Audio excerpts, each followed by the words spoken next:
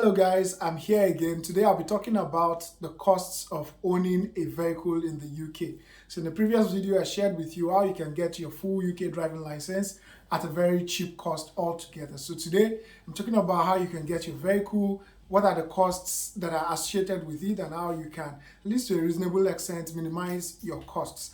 And please, if you have not, make sure that you subscribe to this channel. You also share my videos to people it's going to be helpful to. And you're putting in the comment, let me know how you are getting on with some of these tips that I'm sharing in this video. So now, owning a vehicle. In the UK, there are various options available to you. First option is if you have your cash. So if you have your cash, outright cash, you can buy. And then the other options are finance options, leases, PCP. But today I'm talking about buying your vehicle cash. Now, you can either buy a new vehicle or a used vehicle. So I'll be talking particularly about cash outright buying and then buying a used vehicle. You'll probably be wondering, interesting, why would you be buying a used vehicle? Because outright cash for new vehicles are quite expensive. If you have the money, you can go for it. So I'll be talking about used vehicles. Now, where do you buy the used vehicles? I'm sure that you've seen around, if you've been living in the UK already, you've seen around the various car dealers displaying their vehicles. So you can walk up to any one of them, you check out some of the cars that are attractive to you and you like, then you can negotiate on them. And then the other option I'm talking about is Facebook Marketplace. This is an option that a lot of people are still coming to understand. Facebook Marketplace is a place where you can buy and sell anything, absolutely anything, all the way from sofas to plates, spoons, and vehicles, all sorts of things that you can imagine. So it's like any other marketplace, so to say. Then you also have Auto Trader, and you also have some other sites that are broker sites where people list vehicles, and they are very much recognized. And in fact, I actually got my vehicle from Facebook Marketplace.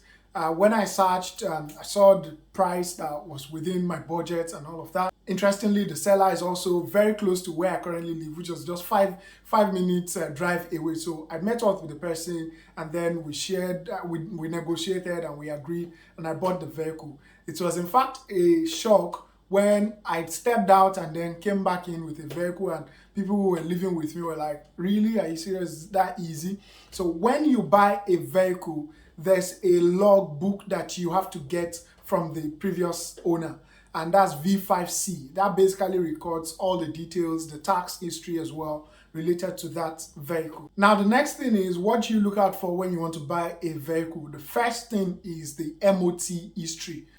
Every vehicle in the UK that is more than 3 years from the manufacturing date has to do an MOT test before it can get back on the road. So the vehicle owner has to take it for MOT test, and then that MOT test will assess for various faults that may exist with that vehicle. And those faults are in categories. There's major faults, there's minor faults. Any major fault has to be fixed before the owner can legally be able to drive that vehicle on the road. But minor faults sometimes would be overlooked. If you still think minor faults, maybe for example, the light is slightly dim, but is still bright enough to see in the night, then that's a minor fault. The owner might not do anything about it, that's all right. But if one of the lights is not working at all, then that's a major fault which has to be fixed. So you have access to MOT history for lots of vehicles. So you can always go on the website. I'll put the link to it on this video,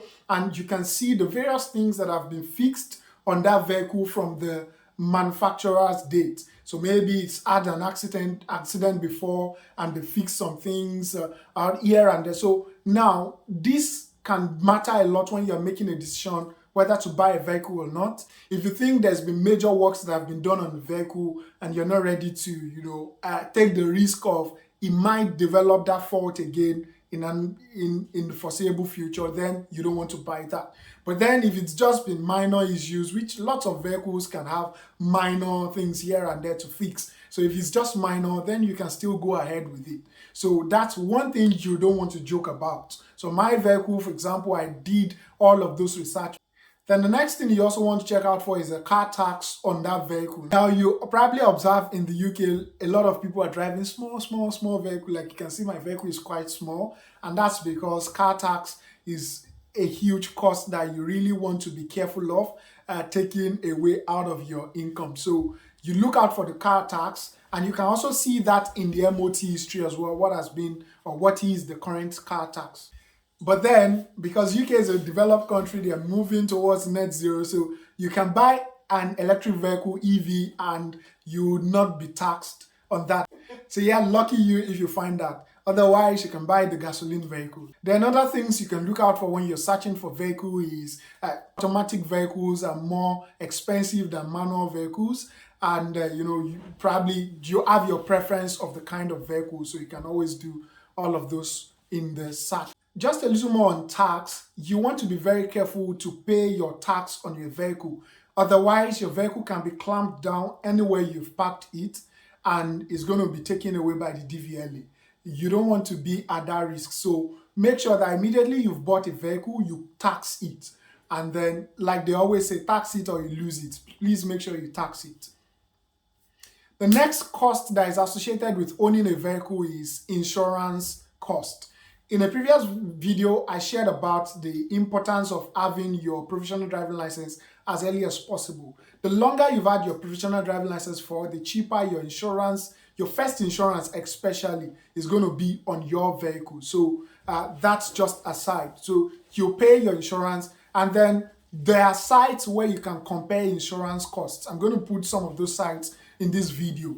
On those sites, you put in some details, they'll value the vehicle and then show you the ranks of various insurance options available to you, and maybe breakdown cover the various options available to you, and you can choose the cheapest one. Now, if you pay upfront, you'll be saving, in most of the cases, 1 month of insurance or 2 months. And then if you're paying monthly, then you're paying a full 12 months fee. And just using myself as an example, when I got my vehicle, I got it for just £1,100.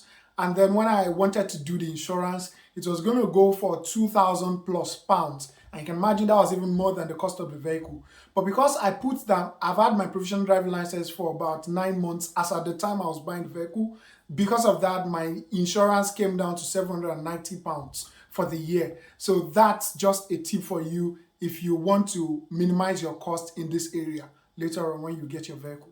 And then finally, of course, you'll be fueling your vehicle, so you know that that's a cost. The other thing that you need to take note of is parking charges. In the UK, if you own a parking slot, you'll probably be a thousandaire at some point, because it costs a lot, billing people to park in a particular slot for an half or 2 hours for a whole day thereabout, especially in the city center. So anywhere you're going, you're conscious of, where do I park my vehicle?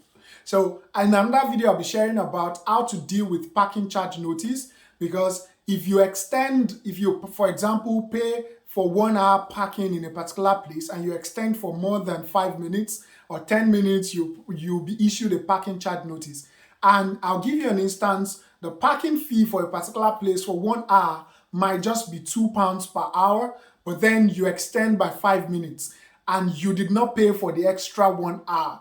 In that case, they can issue you a parking charge notice to pay £70 because you've breached your hour that you paid for in that place. I've experienced it, and I've been given parking charge notice on different grounds. So I'll share in another video how to deal with parking charge notice so that you don't always have to pay everything.